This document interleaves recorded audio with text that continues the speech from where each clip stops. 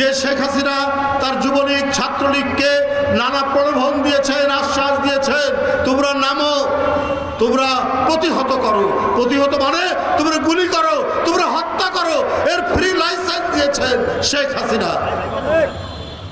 কিন্তু তারপরে আপনি নিজের বোনকে নিয়ে একা পালিয়ে গেলেন, যুবলীগ ছাত্রলীগকে ফেলে দিয়ে, শ্রমিক লীগকে ফেলে দিয়ে, মৎস্যজীবী লীগকে ফেলে দিয়ে, হাই আপনি নেত্রী, নিজের জীবন বাঁচাতে আপনি নিজে পালিয়ে চলে গেলেন, আর যাদেরকে দিয়ে আপনি হত্যা করালেন, জীবন কেড়ে নিলেন গণতান্ত্রিক কর্মীদের, সেই সমস্ত পুলিশ কর্মকর্তা দুই একজন পালিয়েছে, সবগুলোকে রেখে দিয়ে আপনি পালিয়েছেন। তা আপনি এরপরে যে দেশে আশ্রয় নিয়েছেন সেই দেশ থেকে মাঝে মাঝে আওয়াজ তোলেন, আমি কাছাকাছি আছি, ভিডিও ভাইরাল হয়, সেই ভাইরালে শোনা যায় তিনি বলেন আমি কাছাকাছি আছি, দূরে নয়, নেতা কর্মীদের উজ্জীবিত করার জন্য। কিন্তু আর আগের মতো তিনি আর সাড়া পান না। দুই একটা দুর্বৃত্ত তো আছেই, এই দুর্বৃত্তদেরকে তিনি আশকারা দেন, তুমি মারো, প্রতিহত করো, হত্যা করো। ইতিমধ্যে 2-3 জনকে হত্যাও করিয়েছেন এই দুষ্কৃতিকারীদের দ্বারা। আবার মাঝে মাঝে উনি গুজব ছড়ান, মিথ্যা কথা বলার তো অভ্যেস। ওই যে বললাম, ঢেকি স্বর্গে গেলেও ধান ভাঙে, ও নরকে যাওয়ার পরেও ধান ভাঙছে, মিথ্যার ধান ভাঙছে। উনি বললেন, এবং তার লোকেরা বলে বেড়াচ্ছে, নির্বাচিত রাষ্ট্রপতি ডোনাল্ড ট্রাম্প নাকি বলেছে শেখ হাসিনা এখনো প্রধানমন্ত্রী বাংলাদেশে। তো এগুলো আসলে অন্য কিছুই না, এই মিথ্যাচার দিয়ে তিনি যেমন 15 বছর মানুষ খুন, গুম, গুপ্ত হত্যা, ক্রস ফায়ারে হত্যা মেরেছেন, আর জনগণের সামনে এসে নিজে কান্নাকাটি করেছেন। তিনি ঘাতক, তিনি কসাই, তিনি হত্যাকারী, তিনি নরপিশাচ, কিন্তু জনগণের কাছে এসে অভিনয় করেন, মাঝে মাঝে চোখ দিয়ে পানি ফেলে। ডোনাল্ড ট্রাম্প এই কথা বলেছেন কিনা এই জন্য একটা আন্তর্জাতিক গণমাধ্যম AFP এটার উপর গবেষণা করেছে, না এই কথা বলেনি। মার্কিন যুক্তরাষ্ট্রের তো বাংলাদেশে আছে, এমবেসি আছে, তারাও তো কেউ বলেনি। কিন্তু এই ডাহা মিথ্যা কথাগুলো তিনি একের পর এক বলে যাচ্ছেন, একের পর এক মিথ্যা কথা বলে তিনি কাজ করতে চাচ্ছেন। কিন্তু উনি কোন মুখ নিয়ে এই দেশে আসবেন? এদেশের জনগণ তো একেবারে নির্জীব, নিষ্প্রাণ, পাথর নয়।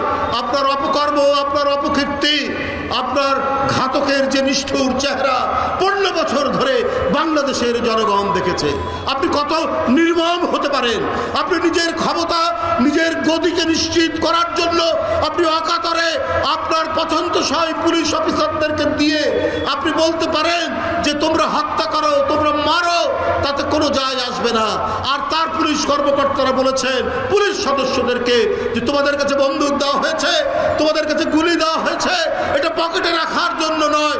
তাই মিছিলের আওয়াজ শুনলে, জনসভার আওয়াজ শুনলে নির্দ্বিধায় গুলি চালিয়েছে বেনজিরের পুলিশ বাহিনী, আপনার মনিরের পুলিশ বাহিনী, হারুনের পুলিশ বাহিনী। এইটা ছিল শেখ হাসিনার দুঃশাসন।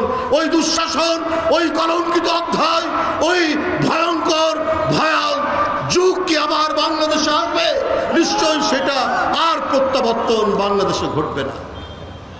বন্ধুরা আমার, ওইটা ঘটতে পারে না। এত লুটপাট। আপনার ব্রিটেনে ব্রিটিশ দ্বীপপুঞ্জ বলে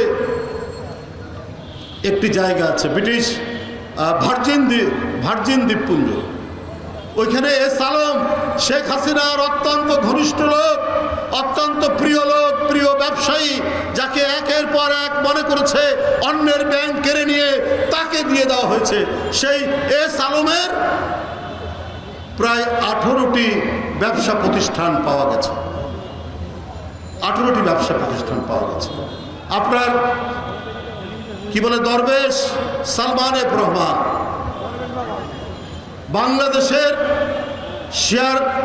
শেয়ার বাজার আত্মসাৎ করেছেন, ব্যাংকগুলো লুট করেছেন, 1 একতরফাভাবে টাকা পাচার করেছেন, কিন্তু উনাকে সাথে করে আর নিয়ে যায়নি শেখ হাসিনা, উনি ধরা পড়ে গেছে। শেখ হাসিনা জানে যে বিশ্বের কোন কোন দেশে কোন কোন ব্যাংকে কোথায় কোথায় টাকা আছে। এখন তো শেখ হাসিনা মজায় আছে, কারণ সালমান এফ রহমানের আলমের টাকা, সেই টাকাগুলো তিনি ভোগ করবেন। আরও যেগুলো বিদ্যুৎ কেন্দ্র বানিয়েছেন তার ঘনিষ্ঠ লোকজনদেরকে দিয়ে সেই টাকা তিনি এখন সেখানে ভোগ করবেন। এই কারণেই তাদেরকে অবাধে বাংলাদেশের অর্থনীতি, জনগণের টাকা, বাংলাদেশের আর্থিক খাত লুট করার সুযোগ করে দিয়েছে। এখন কারাগারের ভিতরে নাকি সালমান এফ রহমান খুব বহাল তবিয়তে আছেন শুনি, সেইখানে নাকি নানা তৎপরতা চালাচ্ছে। হতেও পারে আপনার এই যে গার্মেন্টস সেক্টর যে অস্থির হয়ে আছে, প্রতিদিন রাস্তা অবরোধ, পথ অবরোধ একটার পর একটা ঘটে যাচ্ছে। এগুলো অস্থিতিশীলতা করার জন্য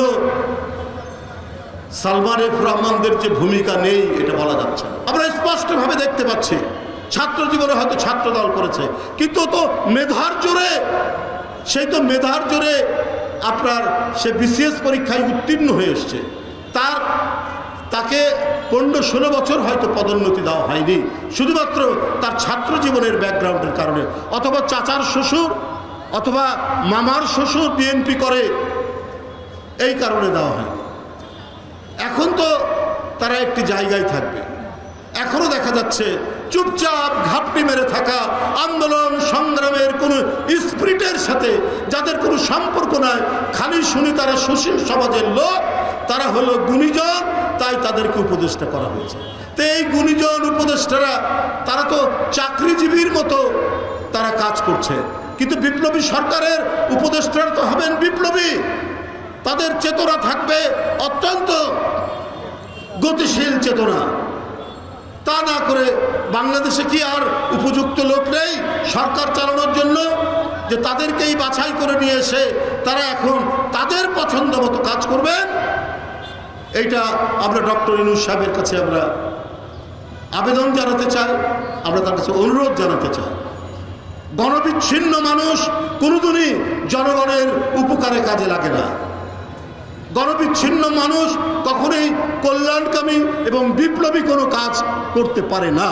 এখনো 86 জন শুধু পঙ্গুতে কাতরাচ্ছে, কারো পায়ের মাংস খুলে গেছে, কারো পিঠের মাংস খুলে গেছে, কারো এক চোখে গুলি ঢুকে চোখ ব্যান্ডেজ অবস্থায় আছে। তো এদের দায়িত্ব কি রাষ্ট্র নেবে না? এই যে এতগুলো রিক্সাওয়ালা শ্রমিকজীবী মানুষ 97 জন, এদের দায়িত্ব তো রাষ্ট্র নেবে। তাদের ভাতার দায়িত্ব রাষ্ট্রের, অবিলম্বে তাদের পরিবারের ভরণ পোষণের সম্পূর্ণ দায়িত্ব রাষ্ট্র নেবে। এই দাবি আমি করছি অন্তর্বর্তীকালীন সরকারের কাছে।